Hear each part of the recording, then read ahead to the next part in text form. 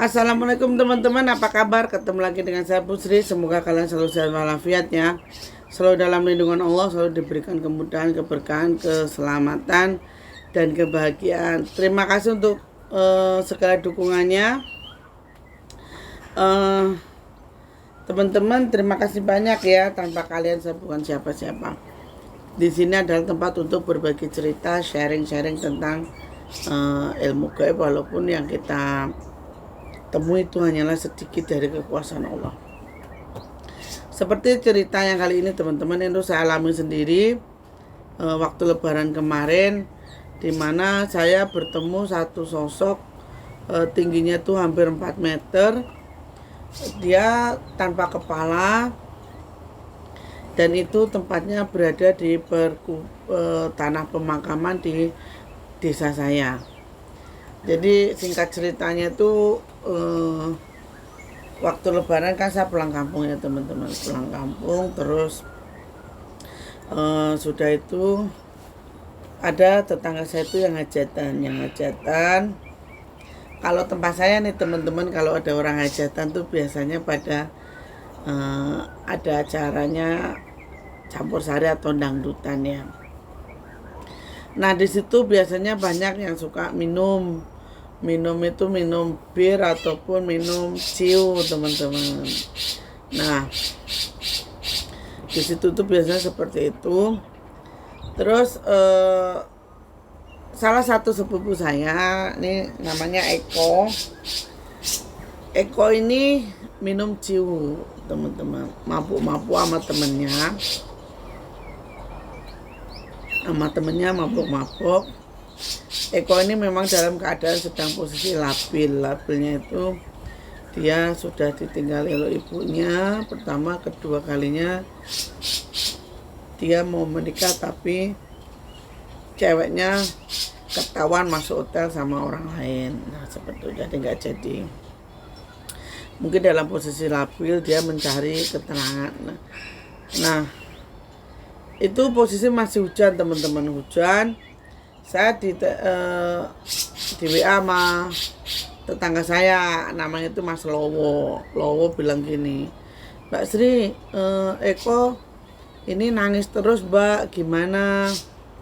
Nggak saya bales kan, berarti saya bodoh amat lah, udah besar.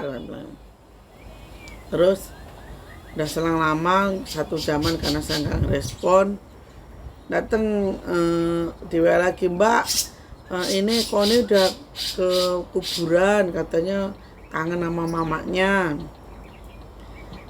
Saya balesin gini, bodoh amat, udah besar, saya bilang gitu kan. Mungkin si Koni memang benar ke kuburannya atau ke pemakaman teman-teman. Nggak selang lama jam 11 itu saya disamperin oleh namanya Denny sama Boyo, 2 orang ini. Bilang begini, Mbak Sri, Mbak, saya sudah tidur waktu itu. Ngapa?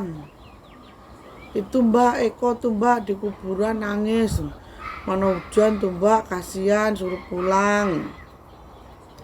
Lah emang nggak dibilangin sama bapaknya, kan ada bapaknya, saya bilang gitu. Udah Mbak, nggak mau pulang. Terus diparani, disamperin sama Sidik juga nggak mau pulang. Sidik tuh adik iparnya dia, katanya mau di situ, tapi kita kasihan Mbak liatnya. Terus nggak mau pulang.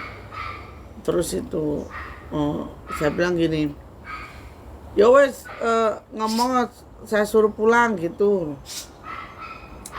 Temennya nih satu ke kuburan lagi, ngerayu Eko ini biar pulang teman-teman, ngerayu Eko ini biar pulang. Terus datang lagi nih jam 11:30 nih, Mbak nggak mau pulang Mbak, gimana ini? Nah Pak Lesa ini telepon, Sri tolonglah adiknya dikandani gitu, tolong adiknya dibilangin suruh pulang. Udah satu udah jengkel teman-teman, jengkel, malam-malam hujan, suruh ke pemakaman Akhirnya saya samperin lah dia ke pemakaman. Di pemakaman itu dia nangis nih, mae kayak gitu. Mungkin dia tuh mau curhat sama ibunya, bilang gini, mungkin dia juga nggak ngira kalau saya datang ya, gini, woi melewara kan gitu kan. Enggak, mae tak tanyain diem aja mbak, nggak jawab mbak kan gitu. Saya tempeleng dia, tempeleng gini kan. Dong kamu edan, saya bilang gitu. Orang mati kok mbok tanyain. Terus saya bilang gini lah gitu. Kamu gue melera, nah orang kepruk botol dasmu, saya bilang gitu. Satu udah bukan batu bata nih teman-teman kan di kuburan. Kamu pulang nggak? Kalau nggak pulang, pukul kepalamu pakai batu bata nih, saya bilang gitu. Nggak tahu mungkin karena dia takut sama saya atau takut karena saya ancam begitu. Akhirnya dia tuh mau diajak pulang teman-teman sama teman-temannya ini tadi pakai motor. Mau diajak pulang, terus saya bilang udah bawa pulang aja dulu sama di sini. Loh, nggak pulang mbak? Ntar saya pulang sendiri aja. Nah udah gitu kan teman-teman. Di situ mereka kan pulang nih. Hujan tuh gerimis teman-teman, gerimis. Satu doain ya mumpung sekalian di makam saya doain ibu saya, ngirim doa. Saya sambil ke bule saya ini yang mamanya Eko ini, saya bilang Le doain saya semoga ya pokoknya biar diterima di alam sana, ditempatkan surganya, biar jadi anak-anaknya kelak mendoakan jadi anak soleh dan soleha, saya bilang gitu. Terus mereka tuh pulang teman-teman. Di situ saya berdoa. Tiba-tiba itu ada kayak bayangan gitu teman-teman. Bayangan itu tepat. Jadi ini misalnya makam mama saya, ini makam bule saya. Jadi di tengah-tengah sini teman-teman berdiri. Saya kirain saya nih, mungkin salah satu dari mereka ini balik lagi ke makam itu, nyamperin saya suruh pulang atau apa kan. Terus saya nggak ngeliat, cuma saya bilang ntar dulu lah saya mau di sini. Itu sekitar udah jam 1:30 jadi saya di situ hampir 1,5 jam. Di situ saya cuman kok ini nggak pindah. Kalau orang normal pasti dia akan nyaut ya. Kalau saya bilang udah nanti aja saya bilang mbak, atau karena di kampus saya tuh manggil saya tuh semua mbak, nggak ada yang manggil nama itu, nggak ada. Terus saya lihat ini teman-teman, saya kan sambil nunduk doa gini, saya liatin kok nggak ada kakinya ini, kok nggak nampak ke tanah, maksudnya kok nggak nampak ke tanah. Saya pikirannya udah yang macam-macam tuh. Waduh, ini bukan manusia, ini udah pasti ini bukan manusia saya. Terus saya masih berusaha untuk tetap tenang walaupun pikiran ini udah kemana-mana. Kalau saya itu kemerungsung takut, itu kan wajar ya teman-teman. Kalau kita ketemu dengan hal yang seperti itu pasti takut ya. Nah, saya juga mikir begini, kalau saya lari nih badan segemuk ini ya kan, pasti kalau lari terburu-buru pasti akan kesandung makam atau nisan, pasti saya jatuh. Saya mikirnya kalau saya jatuh posisi sekarang, saya nggak bakalan ada yang nolongin. Bisa jadi saya stroke atau apa, saya bilang dalam hati saya. Makanya saya kuat-kuatkan. Saya tengok ini teman-teman, saya ngelirik ke atas, kok nggak ada kepalanya. Mana nih kepalanya? Terus kok nggak ada, saya bilang gitu dalam hati saya udah megang batu bata nih teman-teman, batu bata tadi saya mau lempar, saya pukul buat kepalanya terus masih saya pegang, kok nggak ada kepalanya, mana nih, itu sekitar 3-4 meteran lah. Terus saya saking yaitu tadi antara rasa takut dan menguatkan diri saya, maka saya bilang begini, woi setan, saya bilang gitu, setan nun gini, mbok kira aku wedi, saya bilang, mbok kira aku wedi, coba nek kowe pancene kowe nek pancene arep medeni aku, dadi kaya wujud aku. Saya bilang gini, weh setan, kamu mau nakutin saya, kamu kira saya takut, saya bilang gitu kan teman-teman. Saya kira saya takut, kamu kira saya takut sama kamu. Sini kalau berani, tubuhmu perkecil seperti tubuh saya, karena itu kan gede banget teman-teman. Terus dia itu mengecil, berukuran seperti saya ini teman-teman. Cuman ini tetap nggak ada kepalanya. Terus saya gini, pergi nggak? Kalau nggak pergi saya lemparin pakai batu bata nih, saya bilang gitu. Akhirnya dia pergi teman-teman, hilang gitu aja hilang. Nah setelah dia hilang, ini saya buru-buru pergi dari situ. Namanya manusia rasa takut kan pasti ada ya. Buru-buru pergi dari situ, terus itu saya jalan lewat ke tengah persawahan karena pemakaman tempat. Saya kan lewat persawahan teman-teman, saya lewat persawahan. Sebelum saya keluar dari makaman ini, ada yang ketawa terus ada lagi yang manggil Sri kayak gitu. Cuma saya nggak nengok, nggak basah, terus jalan aja. Saya jalannya pelan teman-teman karena tubuh saya sangat besar, jadi saya takut kesandung nisan atau apa. Saya takut saya itu jatuh, jadi itu memang benar-benar yang sangat, karena badan saya pelan-pelan jalannya. Itu udah banyak banget suara-suara. Terus saya lihat itu sekelebatan itu kayak set gitu teman-teman, itu kayak kuntilanak cuman mukanya ini datar semua di kuburan itu.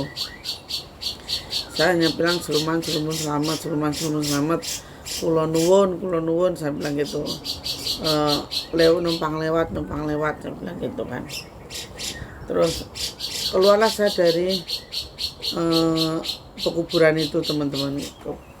Di samping pekuburan saya itu kan ada sungai ya agak besar lah. Kalau tempat saya namanya Ngembong gitu. Jadi situ. Itu dari embong itu teman-teman keluar tuh bola api gitu. Wah, saya bilang ini kali Banaspati, saya bilang gitu. Banaspati. Terus saya gini teman-teman, bilang sopo ingsun, aku ra ndemok sira aja ngansin ndemok ingsun, padha manggon ora padha ganggu, seperti itu. Itu jadi bola api itu sempat berputar-putar gitu teman-teman, putar, terang banget itu, terang. Nah akhirnya bola api itu pergi masuk ke kuburan itu, masuk. Saya udah jalan ke lewat sawah itu kan, sawah ada jalan yang agak besar lah, 1 meteran gitulah lebarnya jalan itu, 1 meteran itu. Terus saya jalan kaki, terus saya sambil zikir, sampailah saya di rumah teman-teman. Sampai itu sepanjang perjalanan itu udah suara yang macem-macem, itu udah itu banyak banget suara, ada orang ketawa, orang ngobrol gitu. Saya akhirnya sampai di rumah teman-teman.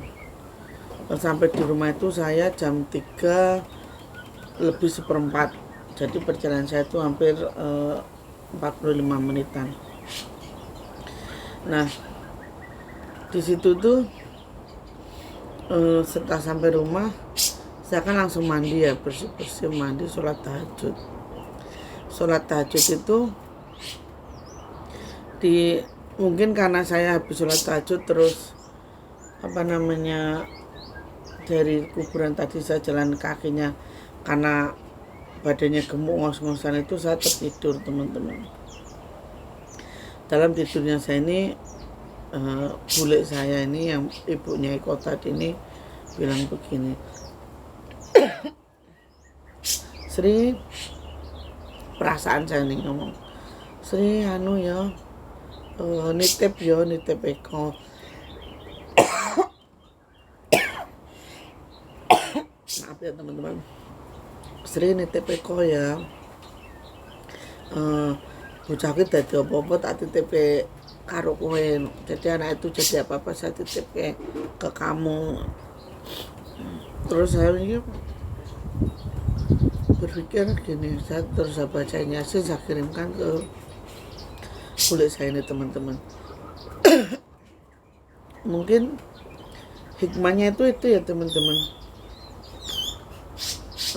Dari perjalanan saya ke kuburan, ketemu sama sosok yang tinggi tanpa kepala itu, terus saya ketemu ibarat kata itu bule saya, ditemuin bule saya, ketemu Banaspati.